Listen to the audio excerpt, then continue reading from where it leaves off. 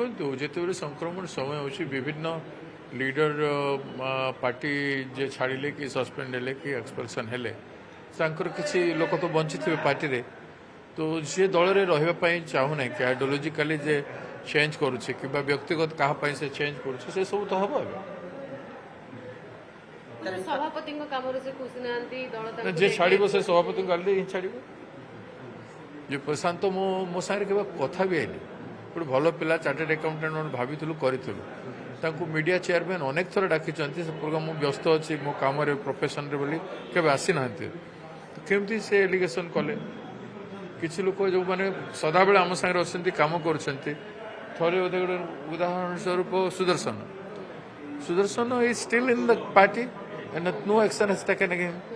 କିଛି ଗୋଟେ ବ୍ୟତିକ୍ରମ ହେଲେ ପଚରା ତ ଯିବ ନା ନାଇଁ unless and until he has been taken any task why he should go to the media is such a senior leader BJD ରାସ୍ତାରେ କଂଗ୍ରେସ ଯାଉଛି କି ଶୋ କୋଚ୍ କାହିଁକି ଯିବ no chance of BJD alliance ମୁଁ ଆପଣଙ୍କୁ କ୍ଲିୟର କରିଦେବା ପାଇଁ ଚାହେଁ ଆସନ୍ତା ଜିଲ୍ଲା ପରିଷଦ ମ୍ୟୁନିସିପାଲିଟି ଭିତରେ ଆମେ କୌଣସି ଆଲାଏନ୍ସ କରିବୁ ନାହିଁ will go alone to panchayat review. I mean, we are going to make our party stronger. But in assembly election, maybe postpone scenario because of like-minded parties, some alliance may happen. No, hele, pre-assembly election, only possible when High Command will agree. Congress party runs by the High Command, not by the PCC President. ଯିଏ ଯଦି ଆଇଡିଓଲୋଜିକାଲି ବୁଝିପାରୁ ନାହିଁ କିମ୍ବା ତାର alignment କାହା ସାଙ୍ଗରେ ଅଛି ସେ ପଳେଇବାରେ କ'ଣ କରାଯାଇପାରିବ ଦଳ ଖାଲି ହେବନି ଯେତେ ଖାଲି ହେବେ ସେତିକି ଆସିବ ଦଳ କଂଗ୍ରେସ ଖାଲି ହେବନି କ'ଣ ଥିଲା ବର୍ଷେ ତଳେ କ'ଣ ଚର୍ଚ୍ଚା ଚାଲିଥିଲା ଆଜି କ'ଣ ଚର୍ଚ୍ଚା ହେଉଛି ଦେଖନ୍ତୁ ଗ୍ରାସରୁଟ୍ରେ ଆମେ ଏବେ କନସେନ୍ଟ୍ରେଟ୍ କରିଥିଲୁ ଯେଉଁ ଭଲ୍ୟୁମ୍ରେ ମୁଁ କହୁଛି ଗୋଟେ ବର୍ଷରେ ଯେଉଁ କାମ ହେଇଛି ତାର 3 ଗୁଣ ଭଲ୍ୟୁମ୍ରେ ଆସନ୍ତା ଥର କାମ ହେବ ସାର୍ କିଛି ବରିଷ୍ଠ ନେତା କର୍ମୀ ଆପଣଙ୍କ କାର୍ଯ୍ୟଶୈଳୀରେ ଖୁସ୍ ନାହାନ୍ତି ନାଖୁସ୍ ଅଛନ୍ତି ତ କେମିତି ଆପଣ ସମସ୍ତଙ୍କୁ ନେଇ କାମ କରିବେ ମୁଁ ସମସ୍ତଙ୍କୁ ନେଇ କାମ କରୁଛି ଆଜି ପର୍ଯ୍ୟନ୍ତ ଆପଣମାନେ ଦେଖି ଆସିଛନ୍ତି କିଏ ଯଦି କାମ କରିବା ପାଇଁ ଚାହିଁବନି some people try to get more and more weightage mileage everything but as per the choice of the people ଲୋକ ବି ସେମାନଙ୍କୁ ପସନ୍ଦ କରିବାର ଅଛି ସମସ୍ତଙ୍କର କାର୍ଯ୍ୟକ୍ରମକୁ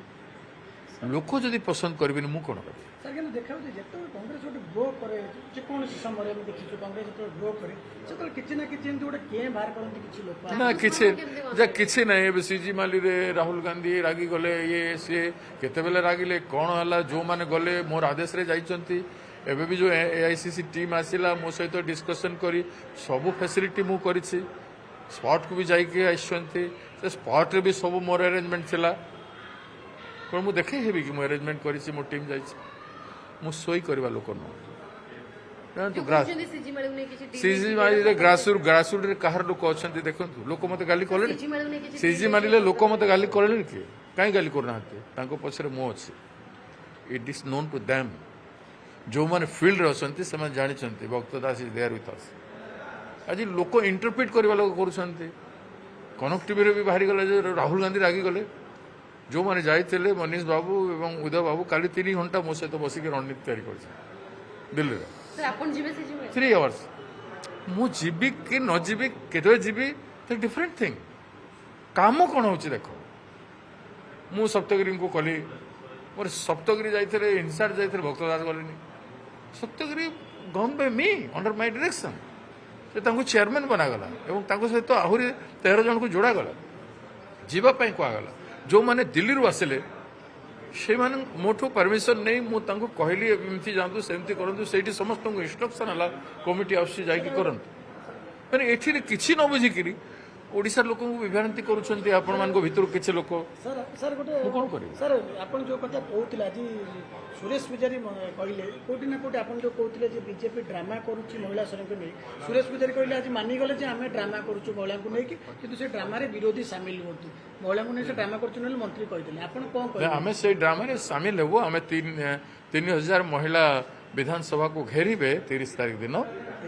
ସେ ଯୋଉ ଡ୍ରାମା କରୁଛନ୍ତି ତାକୁ ଉଯାପନ କରିବେ ଲୋକଙ୍କ ପାଖରେ ଖୋଲି ଟିକେ ସାର୍ ସେ କହୁଛନ୍ତି 23 ଆମେ ହିଁ ପାସ୍ କରି ମହିଳା ବିଲ୍ ଆମେ ଆଣିଥିଲୁ ଆମେ ହିଁ ପାସ୍ କରିଥିଲୁ କଂଗ୍ରେସ ପାସ୍ କରିଥିଲ ଆମେ ସମସ୍ତେ ସମର୍ଥନ ଦେଇଥିଲୁ ତେବେ ପାସ୍ କରି ହେଇପାରିଥିଲା